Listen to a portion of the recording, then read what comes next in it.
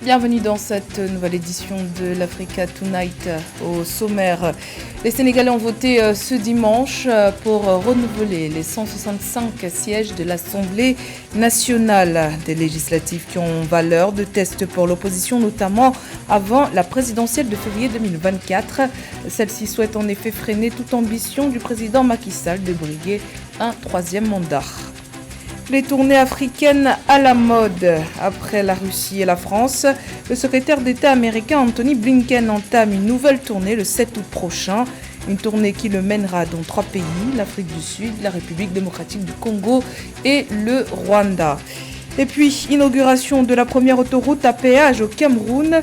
Après plus de 4 ans de travaux, l'autoroute Kribi-Lolabé, donnant accès au port autonome de Kribi, a officiellement été ouverte à la circulation ce vendredi 29 juillet. L'infrastructure de 38,5 km a coûté 250 milliards de francs CFA.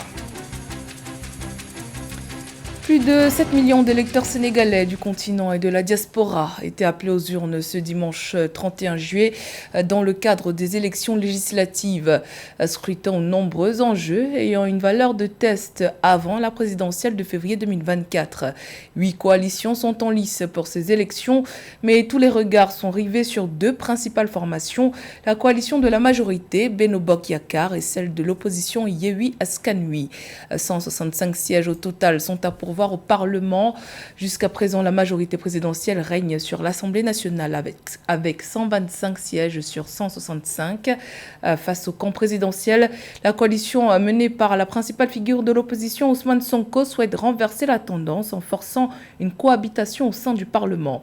Une manière également pour l'opposition de contraindre le président Macky Sall à renoncer à toute intention de briguer un troisième mandat en 2024. Écoutons à ce propos le leader de l'opposition, Ousmane Sonko. Nous réjouir de la maturité démocratique du Sénégal. Et nous souhaiterons que cette maturité se transcrive aujourd'hui par un comportement exceptionnel également des autorités publiques dans l'organisation de ce scrutin, dans la transparence, dans l'équité et l'équilibre.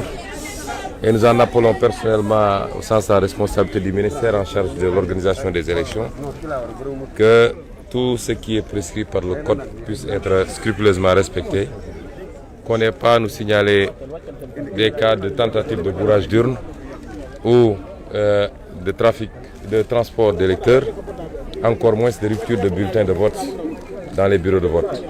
Il est important que les Sénégalais puissent s'exprimer. Il s'agit d'une responsabilité individuelle d'abord. On ne peut pas être dans une situation où on donne l'impression qu'on vote pour quelqu'un. Comme je l'ai dit durant toute la campagne, habituellement les Sénégalais ne votent pas beaucoup aux élections locales, aux élections législatives. Ils ont tendance à penser que tout se joue à la présidentielle. Or, l'institution la plus importante, celle qui peut justement réguler la vie démocratique, mais qui peut réguler la gouvernance publique pour éviter toutes les dérives qu'on a connues, c'est l'institution parlementaire.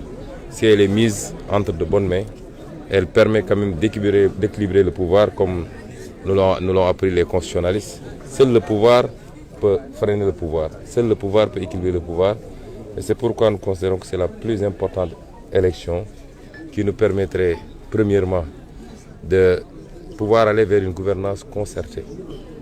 Le pays ne sera absolument pas bloqué, mais le président de la République sera obligé d'être beaucoup plus à l'écoute d'autres composantes, de consulter, puisque c'est ces composantes qui vont voter le budget, pour s'accorder sur les priorités des Sénégalais. L'opération de séduction menée par les pays occidentaux en Afrique se poursuit.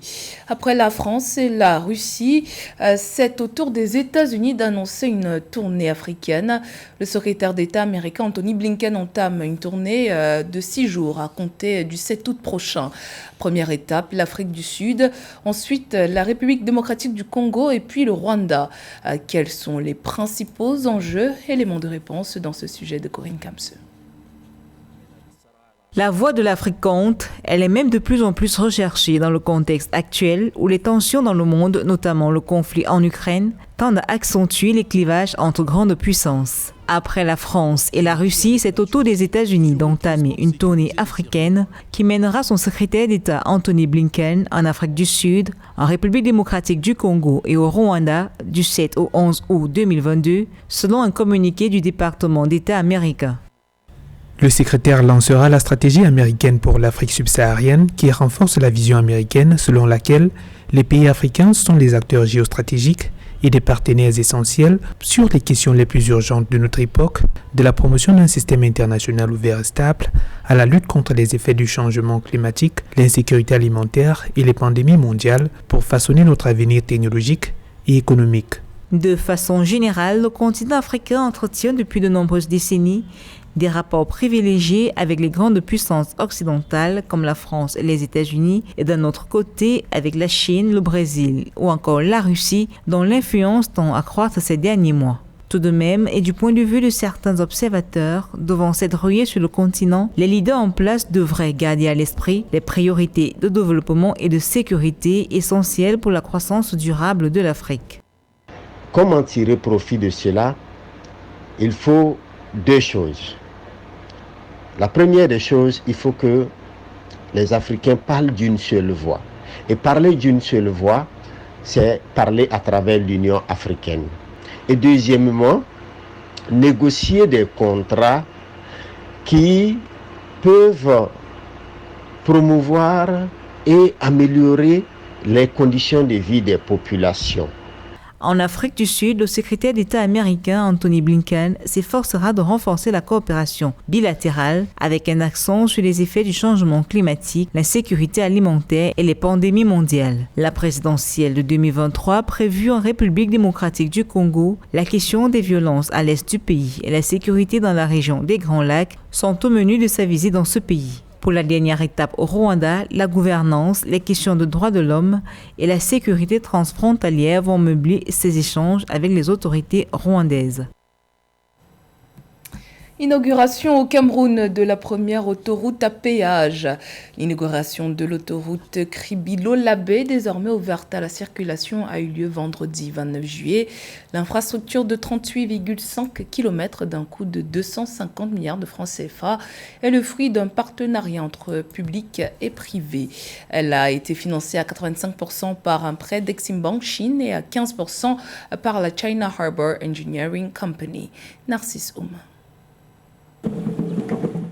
Le ministre camerounais chargé des travaux publics a procédé vendredi 29 juin 2022 à Kribi à la mise en service de l'autoroute de 38,5 km entre Kribi et Lolabé, une infrastructure emblématique du programme de développement autoroutier. La coupure symbolique du ruban a eu lieu en présence de quelques membres du gouvernement, les autorités administratives et traditionnelles de la région du Sud Cameroun. Notons qu'il s'agit de réaliser des infrastructures qui vont accompagner les investissements privés dans ce pôle industriel qu'est Kribi. Vous avez déjà le port et ses aménagements connexes. Il faut des infrastructures routières qui vont faciliter la mobilité entre le port et les localités intérieures. Et puis au-delà, dans la sous-région. Les objectifs spécifiques de ce projet visent en particulier l'amélioration de la compétitivité et de l'attractivité du port autonome de Kribi. Pour la réalisation de ce projet, un contrat de type Engineering Procurement Construction a été signé le 28 novembre 2012 entre l'entreprise China Engineering Company Limited et l'État du Cameroun.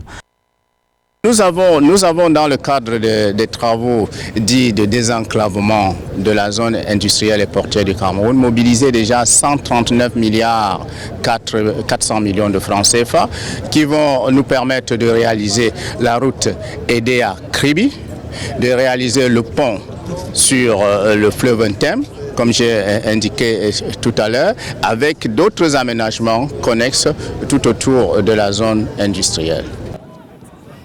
Pour rembourser ce prêt, Kribi Highway Management, entreprise créée par China Engineering Company, va exploiter cette infrastructure pendant 31 ans selon l'accord signé le 30 décembre 2020 avec l'État du Cameroun.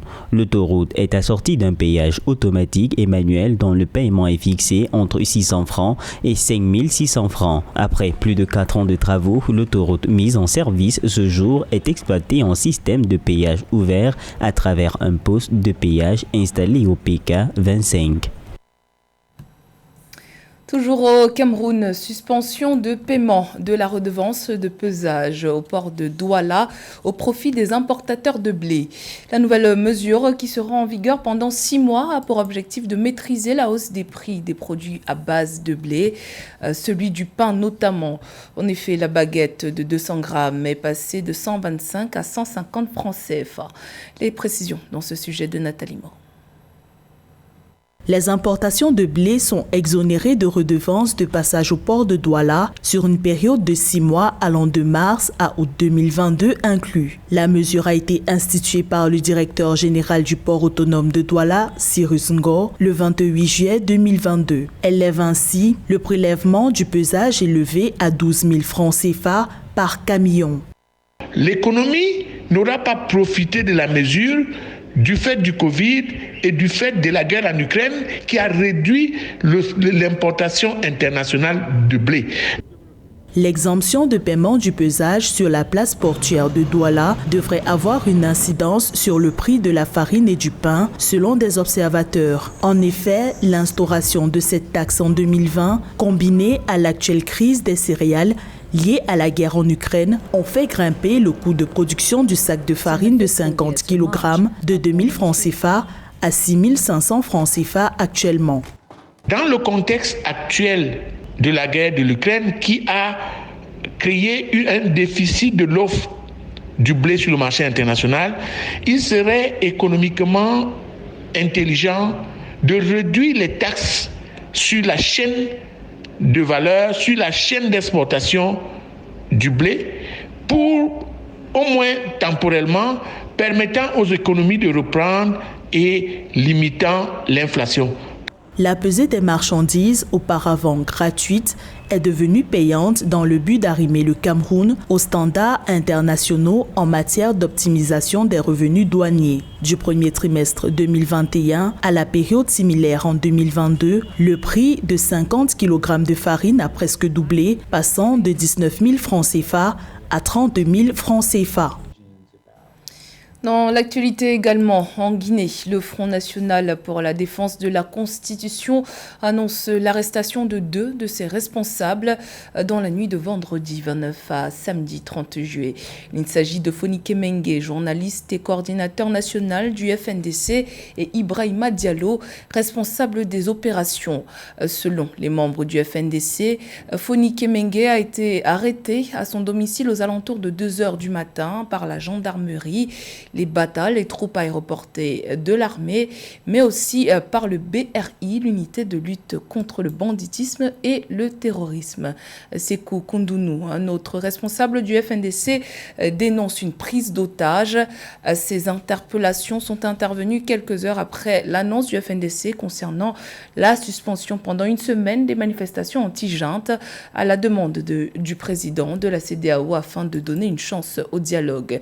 Notons qu'après l'interpellation de Fonike Mengue et d'Ibrahima Diallo, les forces de sécurité ont bloqué les accès du siège du FNDC, mais aussi ceux de 2 autres partis d'opposition, l'Union des forces démocratiques de Guinée et l'Union des forces républicaines.